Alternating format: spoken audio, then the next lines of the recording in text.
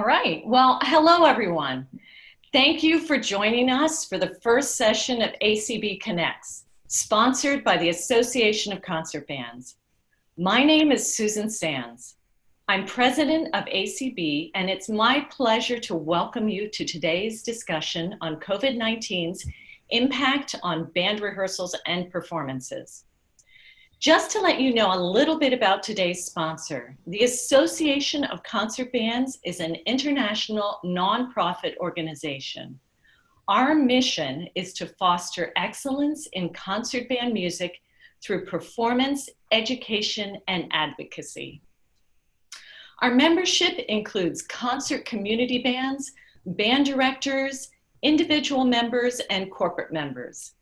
Anyone who cares about concert bands is welcome. I'm sure you must be curious what ACB has been doing in recent months. So first, before I introduce our special guests for today, I'd like to share a few updates, especially ACB's response to the COVID-19 pandemic. ACB first faced COVID-19 in March, with the unfortunate but necessary cancellation of the association's national convention planned for Virginia Beach, Virginia. The safety and health of our members was foremost on our minds when we took the unprecedented steps to cancel a national convention for the first time in over 40 years. Since then, the leadership of ACB has been pursuing other options to offer support to the band community. We now host a COVID-19 forum on the ACB website that's available to both members and non-members as a place to share current music-related COVID-19 issues. This includes sharing the latest research results while also offering a place to share thoughts on coping and adjusting to the new necessary precautions and to the cancellations of live rehearsals and performances. Another way that ACB has been supporting our community and mission is by joining with other arts associations in an international research coalition led by CBDNA, College Band Directors National Association, and NFHS, the National Federation of State High School Associations, and by supporting an additional COVID-19 research study at Colorado State University, all in search of the answers we need to determine when it will be safe to return to our bands and what we must do to mitigate potential disease spread during rehearsals and performances. While we'd hoped to gather in New Mexico for our national convention in 2021, COVID-related issues made it necessary for the planning team to postpone this convention until late spring in 2022. Meanwhile, ACB has been pursuing new ways of keeping us connected, including virtual options like this first session of ACB Connects. If you're inspired by what you hear in today's session and would like to become a member of ACB, please visit our website for more information and for details on our 50% off new members discount. A few housekeeping items before I introduce our guests. ACB Connects is being recorded, as Bill mentioned. For optimal audio, everyone except the speaker will be muted. This session will not allow for interactive questions during the discussion, but if you have any comments or questions for ACB, you can share these in the chat. And finally, should you experience any technical difficulty throughout the session, please notify us through the chat and one of our support specialists will touch base. At this time, it's my honor to welcome and introduce our special guests from the United States Military Academy at West Point, Lieutenant Colonel Todd Addison and Chief Warrant Officer Jonathan Crane, for a discussion on COVID-19's impact on band rehearsals and performance. Lieutenant Colonel Todd Addison is the commander and conductor of the West Point Band and director of the newly formed West Point Music Research Center. He holds degrees in music education and performance from The Ohio State University and the East Carolina University. He was a public school music educator in North Carolina for 7 years before enlisting in the Army in 1995. He earned his commission in 1998 and has served in multiple key roles, which have influenced the long-term direction of the Army Band program. In 2017, he conducted new works for the West Point Band's bicentennial concert at David Geffen Hall in New York City. Chief Warrant Officer 2, Jonathan Crane, is currently a research analyst for the West Point Music Research Center. His main areas of study include performance measurement, data analytics, music cognition, and music for health and wellness. He holds degrees in music education and composition from Lebanon Valley College, Bowling Green State University, and the Hart School. Recently, he's been studying peak emotional experience in listeners of live and recorded concerts. He is part of the National Initiative of Sound Health with Military Populations, which researches and applies the full range of musical experiences to improve the well-being of service members, veterans, and their families. Our moderator today is ACB Board of Director member, retired Colonel Tom Ratundi, who has served as Commander Conductor of the United States Military Academy Band at West Point, and whose distinguished 34-year military career in the United States Army culminated in serving as the 8th leader and commander of the United States Army Band Pershing's Own in Washington, D.C. It's time to hear from Lieutenant Colonel Todd Addison and Chief Jonathan Crane. So now I turn the program over to Tom Rotondi. Well, thank you, Susan, and our special guests, Colonel Addison and Chief Crane. Let's do this. This is the scenario you guys found yourself in. You're in the middle of a pandemic, and you're required to support the military academy graduation on the 13th of June. So kind of want to know, and our members would like to know, what your thought process was and what methodology you guys used to be able to perform live music for this mission and keep everybody safe. I'll hand it over to you guys. Well, thank you, sir. I can start by talking about how the graduation planning actually began. And it was a Saturday morning, and one of those unusual, in this time, it's been very chaotic. So you have meetings at all hours of the day and night. You never know when you're going to be called upon to deal with something. But when the superintendent of the academy calls for a meeting at a certain time on a Saturday, and there's only about 5 people in it, and you're one of them, you certainly get curious real fast. Well, given the political nature of everything that goes on anymore, it had to be a small amount of people because he wanted to articulate, we need to have a graduation. He wasn't sure what that was going to look like, how it was going to function. And he asked me to be one of the 5 people in the meeting because I don't know what it's going to look like, but I have to have uplifting music. I have to have this to be given dignity and honor that it would deserve, however we can do this. So in the coming weeks, everything had to be sorted out. How are we going to do this? How are we going? Well, what type of show did you want? He actually wanted a show. I don't want just march-in music. And I don't mean to say just march-in music. You know what I mean? I want an actual show where we're going to sit there and watch it and be inspired because the music is important.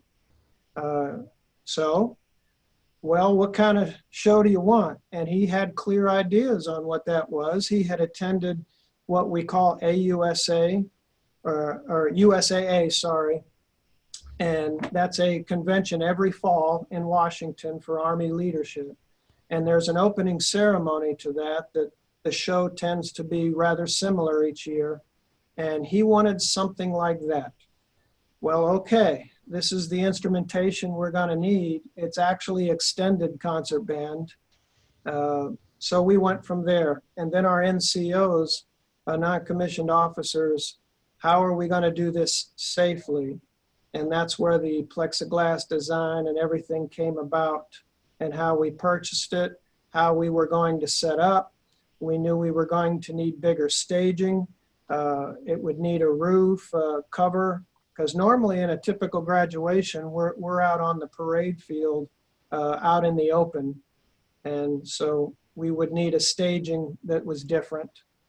Then the plexiglass came, but not only that, how are we going to rehearse? How, you can't empty your spit valves anymore all over the floor. How are we going to warm up? How are we, everything had to be planned out and thought to the smallest level. And we went from there. And I can let Chief Crane take it from there as far as the specifics on what considerations were. Colonel, before we go to Chief Crane, can I just ask you one question, and maybe you can give our members an idea about the superintendent that you've got there too, and his background with the Ebola. That's a very good point, sir. One of his previous assignments was on the continent of Africa dealing with the Ebola outbreak.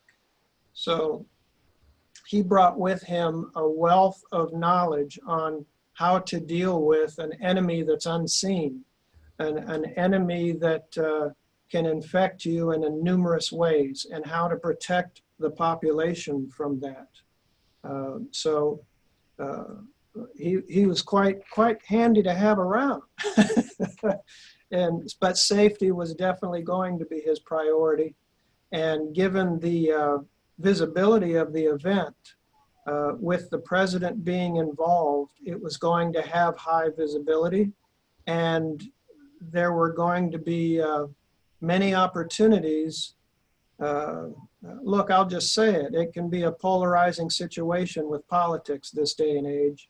And for the many ways that people were going to express themselves about what they thought, positively or negative, about politics, we didn't want to enhance that. So we had to be extra safe and extra careful.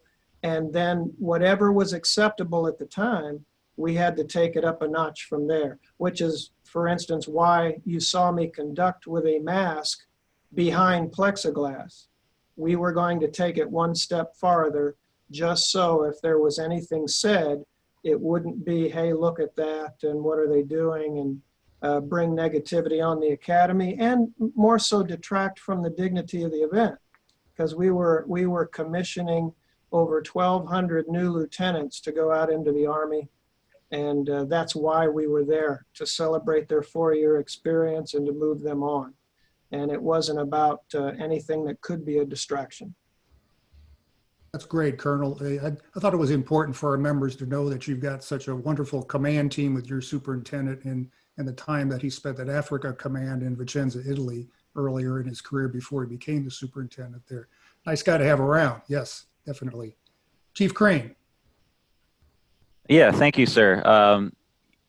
To try to tag on to that same idea is, when you have a leadership that has experience to similar sorts of situations, then our soldiers within the band, being involved with all the planning processes just in general to make the graduation happen. So that means being educated by public health officials, and learning about cleaning techniques and contract tracing, and being involved in the entire process for us to be able to even bring the cadets back and be able to have their graduation ceremony.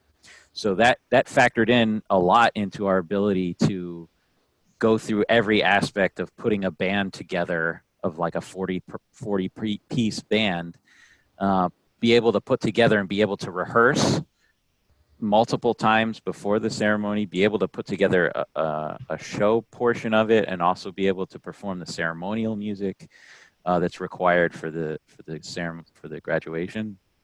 So being able to participate in that process enabled us to really come up with a solution that mitigated the most risk that we could, because that's what it was really about. We knew that we're not going to be able to get down to zero risk. Everything, you take a step outside of your house, you're taking some sort of risk by doing that, regardless of a pandemic or anything else. So what can we do, those steps to say, what is the most reasonable thing that's going to reduce the risk? and you have to remember that it's wonderful that the studies that are happening at UC Boulder and University of Maryland, Colorado State, that work needs to get done. But you have to remember, none of that, we had nothing, at the end of May when we had to start planning and rehearsing for the graduation. There was only the one or two studies that were coming out of Germany and Austria that were, very hastily done, very, just put together, just trying to get something out of it. But we could take some of that information and some other case studies that have been done in China, because that's where it had started, and looking at, well, what are the techniques that we can use to, reduce this risk as much as possible. And now we've learned so much, in the past 2 months, really, just in general about the virus itself, and thinking about how it's actually transmitted. There's still a lot more to learn, and scientists are out there doing it every single day, and it's great that we have so many innovators out there looking into all that. But I have to, the credit goes to our non-commissioned officers in the band, because they took these procedures and said, well, what can we do? What can we get? And you have to remember that at the time there was a supply chain issue, and we said, well, we need some kind of physical barriers. Well, what can we get? And the plexiglass that we got was pretty much all that was available. It wasn't pre-made, for a particular situation. They were just big giant sheets, which they had to cut themselves. They had to figure out, okay, how are we going to cut this stuff? They did that themselves. And how are we going to make any into a little shell? Well, we bought piano hinges to put the shells together. They were the innovators to be able to come up with that plan and figure out how to put it all together. So that's really amazing that they could do that. And now we're starting to see products come onto the market that are specifically designed for this, but they were using what we had and the things that we had at the time. And we also, part of the procedures of that is not only having barriers and wearing masks when you're not playing, but just the fact of having to enter into the ensemble in a different way. We're very used to just showing up when you feel like it. You get your instrument out, you play a little bit, and people come in, say hello, and we had to eliminate all of that. It was very controlled to get into the ensemble, and we said, okay, so we're going to enter in from this way, from the sides in, and people who are sitting in the middle, you come in first and in order, and you're not warming up inside the ensemble. Any warming up you had to do outside by yourself. All these little small things, and it's really about discipline of saying, well, we're going to put these procedures in place and we're going to adhere to them because we want to reduce risk as much as possible. And we know from some of the research that was out there, one of the best things you could do is reduce the amount of time that you're in a group. If you're inside, right, reducing the amount of time that you're there. So one of those things is we're not hanging around socializing and things that we normally might want to do. And especially like in a community band situation, that's one of the main reasons to even do community band, is the social aspect of being there together with your friends. And so, it's one of those things of saying, well, in order for us to do this, we had to kind of eliminate some of that extra stuff and say, we're here to do, it's business, basically, getting down to business. We're going to enter in a certain way. We're going to play when we need to play, not play when we don't need to, and then leave the space and take less time, because unfortunately some of the case studies that happen with other musical ensembles, one of the key factors was time together. A 1 hour rehearsal, a 2 hour rehearsal.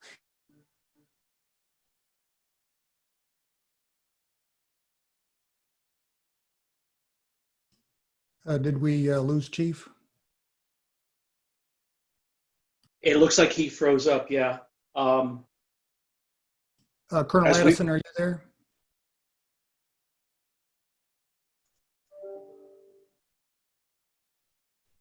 Colonel Addison, are you there?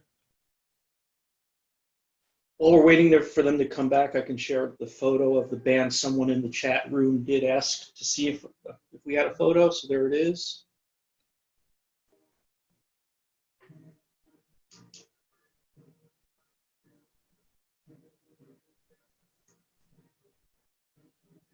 May have just popped up on your screen. So while we're waiting for the chief and the colonel to get back on, Colonel Addison and I talked a little bit about this a couple of weeks ago. And what you can see, he was talking about the plexiglass panels. So it looks like every musician is in their own little box, in a little cocoon, okay? And not only is it that, but there's a mic. Each musician is also mic'd while they're in there. And there are monitors. I did mention this one time, they have the West Point Band has the luxury of having a Grammy award-winning sound technician that's on their staff. So that lady there was able to mic everybody, put either in-ear or ground monitors near everybody where they needed to hear each other. And then they were able, oh, Colonel's back. Yeah, we're Colonel, back. I was talking about the setup. We had the photo up about how you guys were set up for the graduation with the plexiglass. It was good to see that because we were kind of talking about the environment that the musicians were going to be in, but I'm not sure all our members had the opportunity to see that photo yet of the band and how you're actually set up. So. With the plexiglass, so let's talk about more about that. When you guys were offline or a little bit, I was talking about the way you guys were miking and the way you guys were monitoring and mixing all that sound and your Grammy award-winning sound technician. I'll turn it back over to you guys. Well, one thing, you're right, sir. When you go into an environment like that, you definitely depend on your sound technician for sure. And as a conductor and as a performer, you're going to perceive things wildly different from wherever you are. I could actually hear and perceive if they were together. I could hear and perceive balance to some degree. But as far as how it actually sounded to the audience, that was something I wasn't able to pick up on. And we also enhanced it with some other electronics, and I couldn't hear any of that. So what we could offer the instrumentalists coming through their monitors, like we would have somebody say, can I have less first trumpet and more second trombone, that sort of thing. Well, no, we're not going to get that specific. I can give you less brass or more brass. So there had to be a compromise, and every one of us really had to get used to hearing whatever we perceived and identifying how to make it better based on what we were hearing. And then at the end of the day, trust the sound technician to get it all out to the audience and make it okay. So that you can imagine the downbeat of that first rehearsal was, okay, we're done. Let's all head for the door. And my resignation's handed in. But as we get through the first rehearsal and we all lick our wounds and see the big hill in front of us, the second rehearsal, and everybody, when you're working with professionals and great attitudes can get you through anything. You all know that. But actually, the music itself became, due to everybody's work ethic and the technology, the music itself became one of my least concerns getting through that week. The logistics of getting outside and on the plane and the ceremony, and then you throw in a president of the United States and everything that comes with their helpful teams that spend the week with you. So it turned out okay in the end, but hearing it, the recording of it later in the evening was the first time I'd actually heard it as the audience did. Let's talk about some specifics about that setup, Colonel. I know you guys rehearsed in the field house, which is obviously a huge space. Can you tell us why and tell our members why you decided to go to the field house to start rehearsing? I'll let Mr. Crane go into that because we needed space. We needed a larger open space. Yeah, from the research that we've done and a lot that's been coming out. I mean, we know that outdoors is better than indoors. Well, if you have to be indoors, how can you increase the air volume of the space that you're in?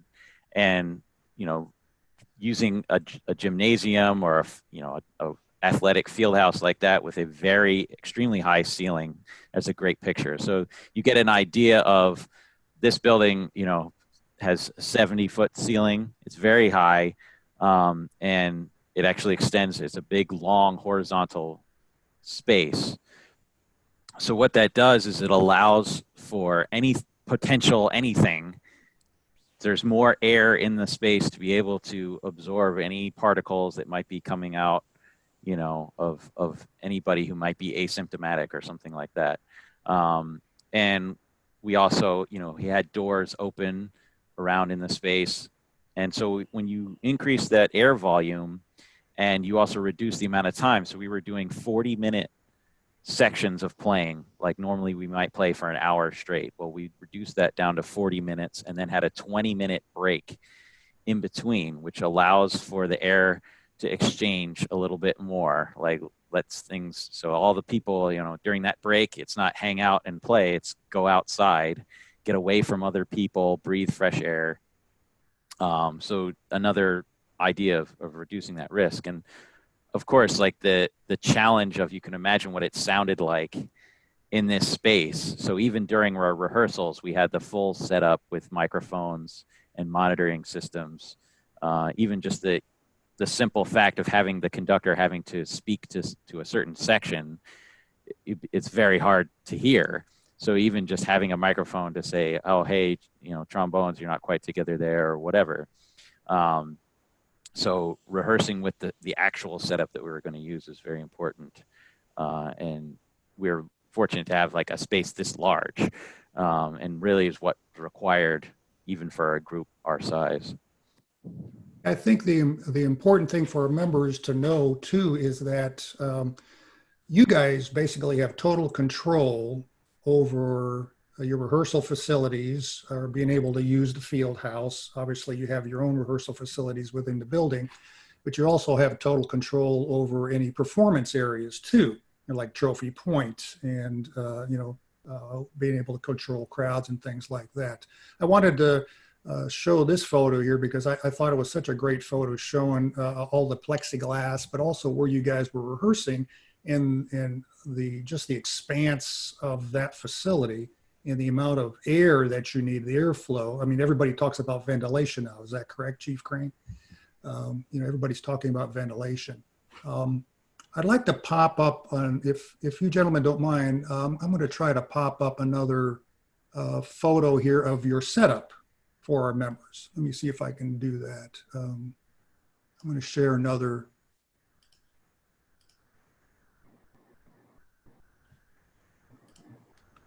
So does that come up? So Colonel, tell me a little bit about this setup that you have here, and tell me who's wearing masks and who's not. Well, the people who need to play a wind instrument aren't wearing masks, and the folks who don't need to blow any type of air, like a guitar player, they are. And I'm also, you see the plexiglass around me, so I had a mask as well. The setup is kind of a hybrid of, we were actually experimenting or trying to in our winter concert series. So it looks a little interesting, but we also were inspired by the size of the stage we were going to be able to have out there on the graduation site. So we had to anticipate that. And you can see, even in that picture, we were going to be a little bit outside of the actual roofed area of our rented stage. And as Chief was mentioning about being hard to hear, yes, I had also a microphone so I could communicate. And at the end of the day, that actually saved us a lot of trouble, because if for those who've worked with the President of the United States, the people on the ground tend to come in, and whatever plan you had can be changed. And when he got off the plane and began walking towards the graduation site, the White House staff switched the ceremony sequence. So I had to tell the band through the microphone certain things had been moved at the last minute, and they were able to hear me through the mic, and it wasn't going to bleed through the stadium system, so we were actually okay. The mic helped us out there. I'd like to also talk about, we did have a question here, and this happened on the 13th of June, day before Army birthday and Flag Day on the 14th. And, so we're talking about a little bit more than a month away. Did anybody, any musician come down with COVID? I had answered in the chat a little bit of an incomplete answer. The answer is, since rehearsal for graduation began, nobody has contracted COVID-19. Nobody's been a case for COVID-19. We did have, prior to that, one individual who did not need hospitalization. And that was some weeks before this all began. But since rehearsal for graduation and to date, nobody has contracted COVID. Excellent. Excellent. Good work, Commander. Very nice. So in that respect, we're talking about we can't have zero risk, but we certainly can reduce our risk. Tell us about the setup too. Who set things up? Who kept things sanitized? Who kept things disinfected? Who handled all that? And how did you go about that? They were specific duty rosters, which is very common in the military. Certain people have certain types of tasks to get a mission done.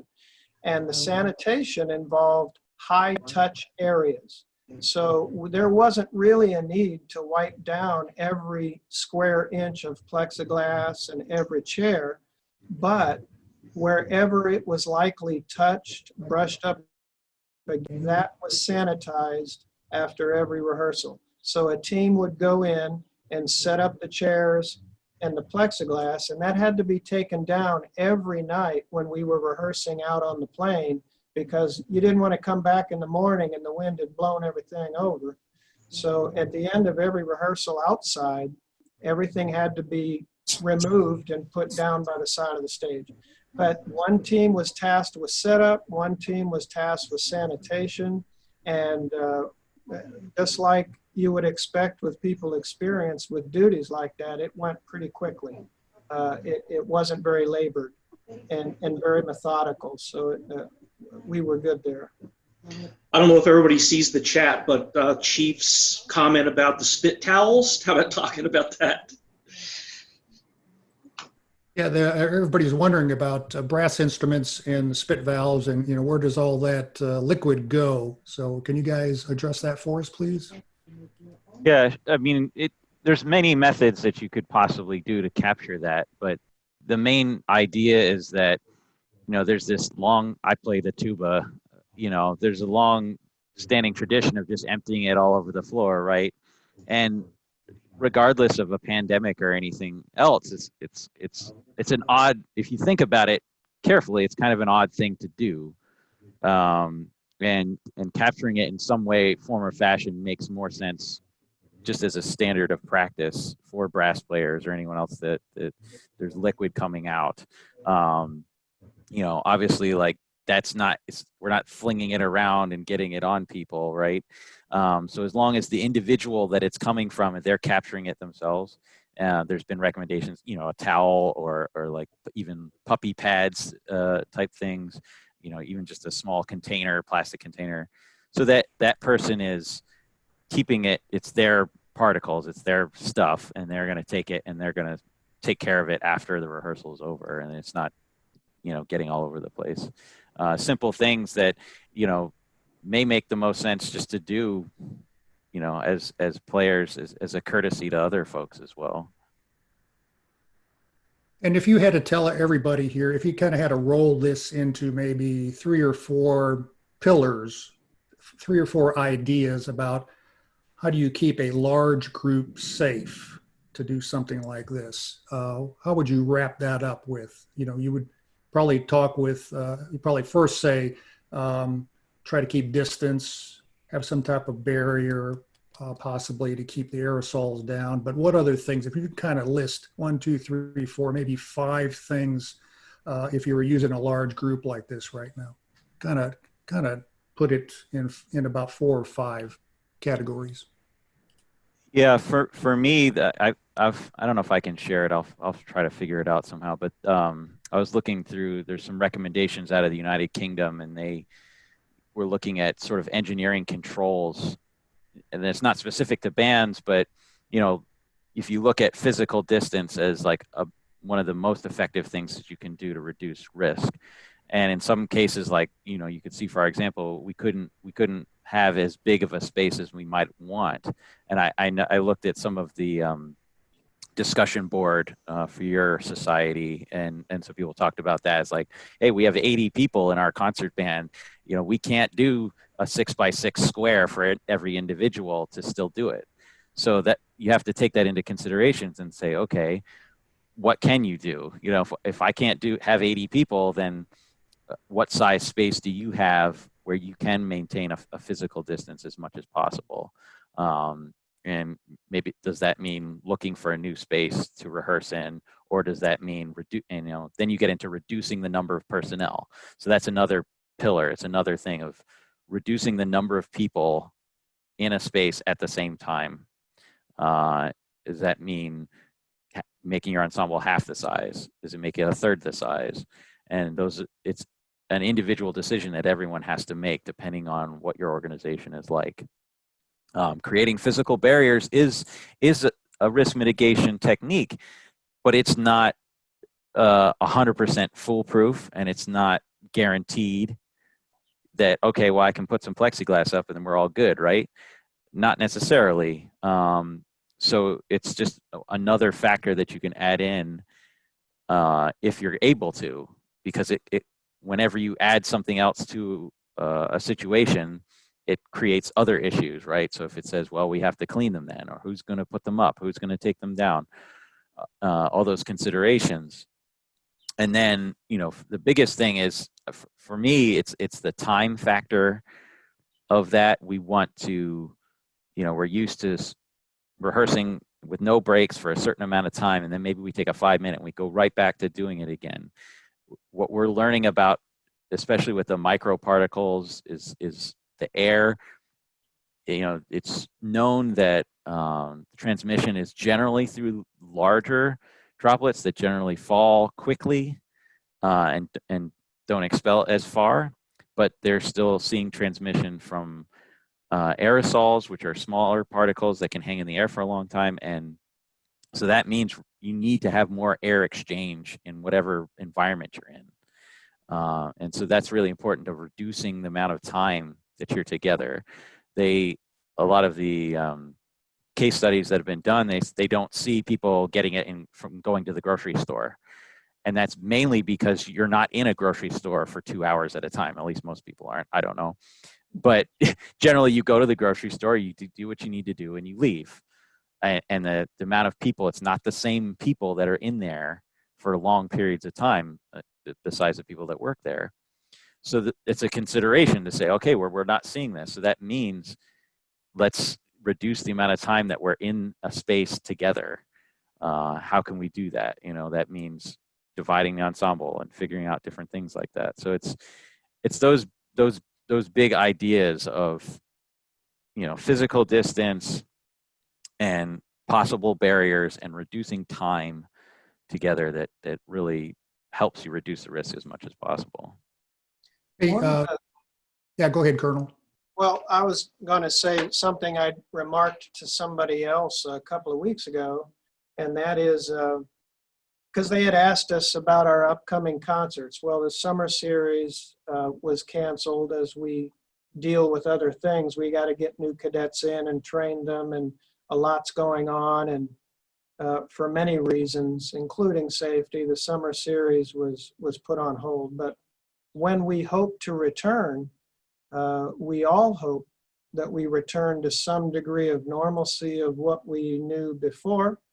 But I think the thing that will come out of all of this crisis that will be lasting in its goodness is now we have begun to think about things that for years it never occurred to us. It might not be a good idea to blow spit all over the floor. Or maybe clarinet players need to start using cigarette paper again like I did, 15 years ago, rather than blow it all out. There are methods we can use that are actually going to be more safe and more considerate. And I think those are the things that are long-term that are going to be really wonderful to come out of this terrible crisis, is we will begin to rethink everything we do and how it can be safer. So Colonel, you just, matter of fact, I think you were thinking exactly what I was thinking. I was going to ask you about lessons learned. And so besides those great comments you made right there, what other lessons did you learn from what you did for graduation? And you and I had discussed one time, if we had more time, we would have done blah, blah, blah. So if you guys can address that. Well, if we would have had more time, we would have been more thoughtful for sure about the thickness of the plexiglass, because if you're going to be outside, you got wind. But as Chief Crane said, when the crisis was hitting, those plexiglass materials were claimed by everyone across the United States. Every drive-through, every register at Walmart, you needed plexiglass. So it was hard to come by. So you got to be thoughtful about what you want to do and where you're going to do it. But lessons learned, by the way, we haven't really even hit on the lessons learned if we were to put on a summer concert right now, to consider how the audience should be spaced out. And Chief Crane has done some wonderful research already on how to analyze, I believe he can correct me if I'm wrong, but Google Maps, to look at an area and to see based on Google Maps how many people you could get into that space safely and how to monitor that. So going forward, if we, not graduation, but an actual concert, if we have a holiday show in December, we may actually have to think about that too. So how's the audience going to be safe, and how are we going to pull this off? Of course, you have the luxury of having a 4,000 person auditorium though too there with Eisenhower Hall. Is it open now? Did they finish the renovation? The pandemic slowed down the renovation, but some of it's open now, the ballroom and so forth. But the auditorium's usable, but you wouldn't want the general public to walk through what it has to walk through to get to it. So we're hoping that'll change. And you said you canceled your entire summer concert series at Trophy Point outdoors? We canceled the normal series, yes, which is every Saturday night, 7:30. We canceled that. We do have events coming up. And as with everything at the Academy, weekly you look at the calendar going out and we reach decision points. Right now there's an event in early August that would mirror what we call CBT, where we do a concert for new cadets that are now here. We haven't reached the decision point where we're going to go forward or pull the plug. We have a small group concert because, okay, if I'm not going to bring out the full concert band and do plexiglass out at Trophy Point, but can we do a small group like steel drums or a jazz ensemble? So we're looking at a date for that in August. And then, of course, we're just hoping that we can do a full-blown 1812 at the first week of September, but life will certainly tell us what we're going to do as the days go by. So I also saw that you used small groups during graduation too. How many small groups did you use? I think I did see the brass quintet at the graduation dinner, up on the poop deck. And I would imagine they were distanced quite a bit up there. Yes, sir, they were. And we also, during the day of graduation, we had small groups in certain locations uh, supporting, the arrival of the president and so forth.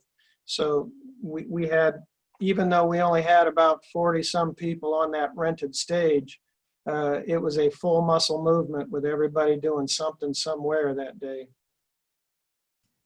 I know we're getting close to the hour up here, but I saw a question about considering the many, the budgets of most of our community bands here, how important are individual microphones and monitors? And I will leave that up to you guys. I would think that it would be very difficult for musicians to hear each other if they didn't have something like that and they were in those plexiglass boxes there. Could you guys comment on that, please?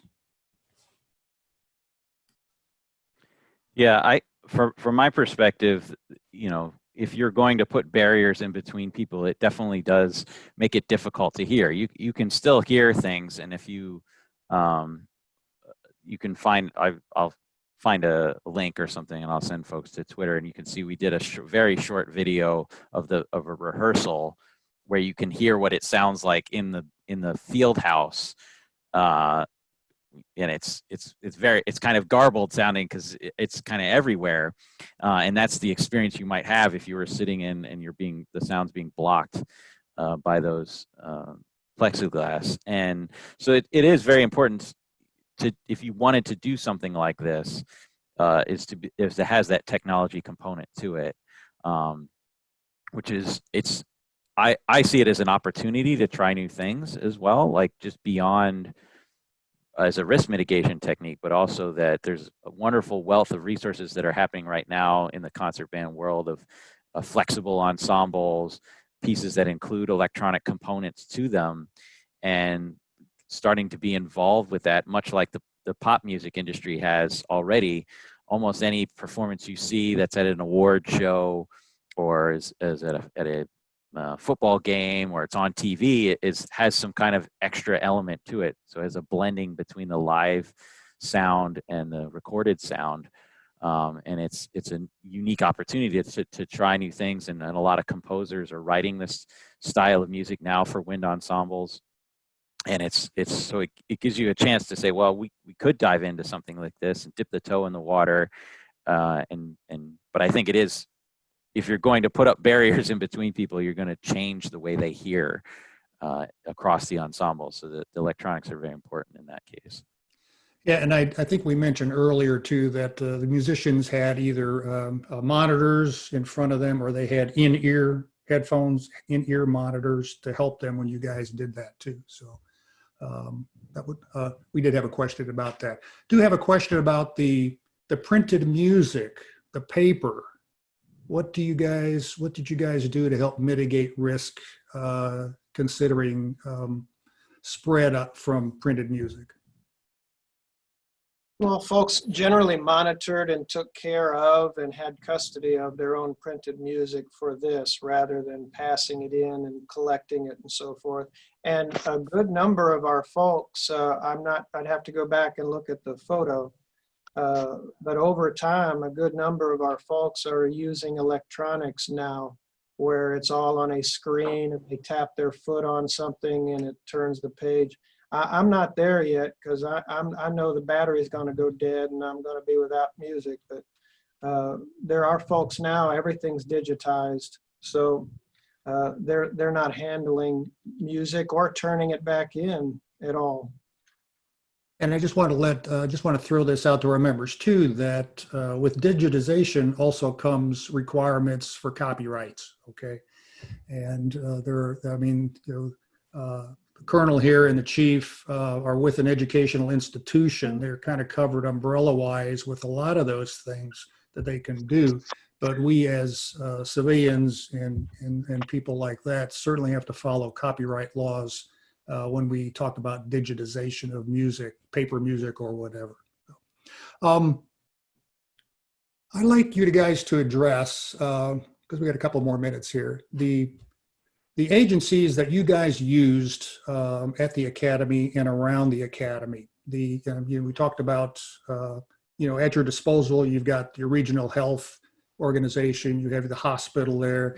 You've got scientists at the academy. You've got just a wealth of folks that you can go to get information. What would you tell our members and how to use their folks, and which folks should they use to get accurate information about each of their own situations? I'm glad you asked that, sir. And there was a wonderful question in the chat along those lines as well. Who assumed liability was the question. When we set out on this journey of discovery on how to pull this off, there was careful interaction with the agencies here on post in our public health and the inspector general.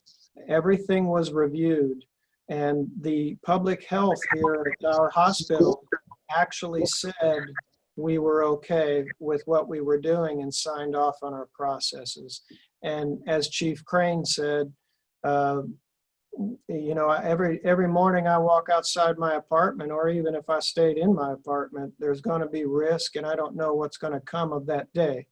But for what we intended to do, the public health experts here at the academy and the academy team, we all interacted with each other to the point where when the chief of staff and the superintendent started asking, hey, the inspector general had a question, what's up with this? And I just, within 5 minutes, emailed him several documents. And oh, by the way, the public health doctor signed off on it yesterday. So that certainly helps your credibility. And a senior leader loves it when the team is interacting with each other and using each other. But yes, it was signed off on by public health here. And we have a comment about people who see this, either this session or look at some of your photos. I know you've shared this with other colleges and other professional organizations about what you were going to do to support this mission. And so their question is, if people see your rehearsals, see these pictures of you in the field house, and had seen the live performance, would they assume that was scientifically safe? And I would say no, because it wasn't peer reviewed. It was something you had to do, okay? And this was something you tried. But if you guys could comment on that, I would not say that. I would probably agree with you that what you did was something you had to do to try to make sure this mission was done. But certainly you couldn't scientifically say that it was 100% safe. Well, before I let Chief talk, because he is our expert and also involved in replicating and furthering a study that the University of Colorado just did. And we're using our photonics lab here at the Academy to do that. But along those lines, one thing that was missing a lot from the narrative in the last 5 months from many people in the science community is we did what we could with what we understood at the time, and there was no manual on this before we began. I don't know what they did in 1918 for concert band while all this was going on, so we're going to have to figure this out. But we did what we could at the time with what we know, and as anything, since I was little, there aren't that many laws in science. The law of gravity, speed of light is constant. And then we find out that even that can vary under certain circumstances. So to ever say that scientific proof has been found with something, especially with this, is a stretch. But we can certainly increase our knowledge as we go. And also know which questions to ask. And I'll turn it over to Chief Crane for what we're doing with that research. Yeah, thank you, sir. So yeah, we're super excited to be able to, hopefully expand upon the work that's it's amazing work really at University of Colorado Boulder, Colorado State, University of Maryland. I'm hoping to be able to talk to Dr. Volkins at Colorado State next week on some of their research protocols, but we're planning on doing a small scale version of some of the studies there, looking at droplet size, distance, direction, aerosols, measuring the microparticles as well, and doing some imaging studies to help us just get a better understanding of what happens when we play wind instruments, or when we sing, or when we just vocalize. There's been an amazing amount, because of this pandemic, there's been so much interest just in just the basic science behind what happens when we play music instruments.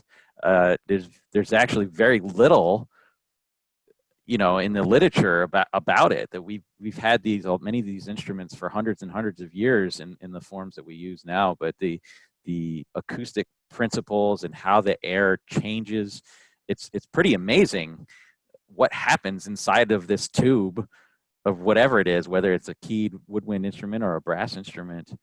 And so finding more and more about that, and so we're excited to try to do a little bit of some of that work here, and hopefully that informs us moving forward. And what's great about all this science is that we're doing it now because of this situation, but there may be things that change in the future. We hopefully not, but we never know. Another pandemic might happen 10 years from now. Well, now we don't have to start from ground zero. We'll have some procedures, we'll have some knowledge about what happens, especially with the thing that we're passionate about.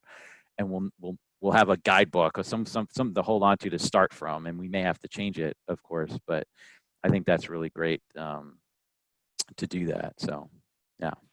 Well, gentlemen, I think we've run out of time here, but we certainly want to thank you so much for being part of our first ACB Connect session. For our members, if you want some of those photos that were up on the session here, if you go to that, there's a link in the chat about where you can go at the West Point Band website. And then just follow that in there, and it'll talk about COVID-19, and you can see all those photos that were up on the board here, as well as just a long series of descriptions and guidelines and rules and regulations that they have for individual people, when they were setting up, tearing down, performing, and things like that. So, gentlemen, our hats off to you. Thank you so much. Excellent to have you with us. And I'm getting ready to turn this back over to our president, Susan Sands.